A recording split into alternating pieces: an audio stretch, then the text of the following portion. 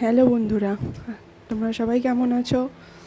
একটা নতুন ভিডিও নিয়ে আমরা উপস্থিত হলাম। আমরা সবাই মোটামুটি ভালো আছি। চলো দেখা যাক। এখন রাত বোধহয় 1:30-2 বাজে। বৃষ্টি ঘুমিয়ে পড়েছে, তারপরেই আমি কাজ করার সুযোগ পেলাম।